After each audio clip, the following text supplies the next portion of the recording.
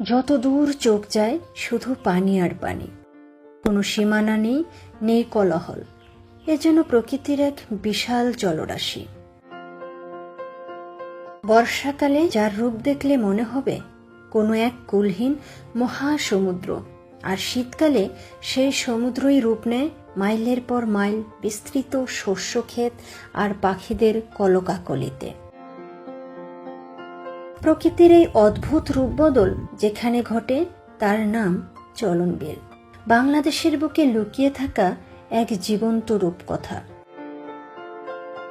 এটি কোনো সাধারণ বিল নয়, বাংলাদেশের সবচেয়ে বড় জলাভূমি। নাটোর, পাবনা আর সিরাজগঞ্জ এই 3 জেলার প্রায় 12টি উপজেলা জুড়ে এর বিস্তৃতি। ইতিহাস বলে প্রাচীনকালে এই বিলের ভেতর দিয়েই প্রবাহিত হতো করতোয়া আর আত্রাই নদী। নদীর সেই চলন্ত স্রোত থেকেই হয়তো এর নাম হয়েছিল চলনবিল।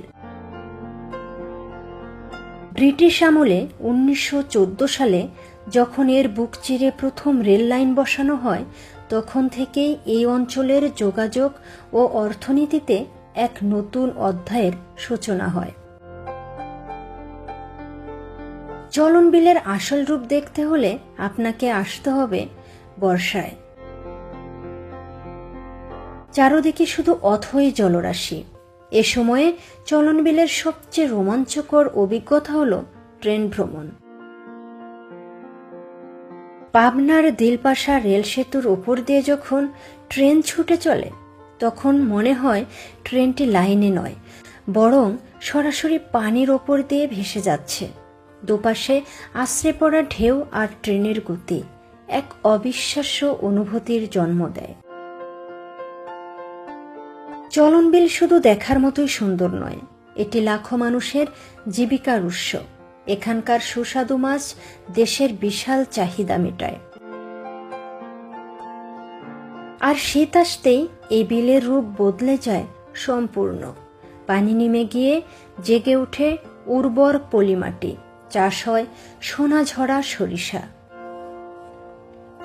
সুদূর সাইবেরিয়া থেকে আসা অতিথি পাখিদের কলকাকলিতে মুখরিত হয়ে ওঠে চারপাশ।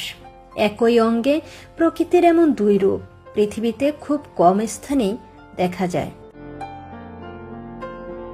প্রকৃতির এই অপরূপ সৃষ্টি আমাদের দেশের এক অমূল্য সম্পদ। কর্মব্যস্ত জীবন থেকে ছুটি নিয়ে যান্ত্রিকতার বাইরে বুক ভরে নিঃশ্বাস নিতে চাইলে চলে আসতে পারেন চলনবিলে।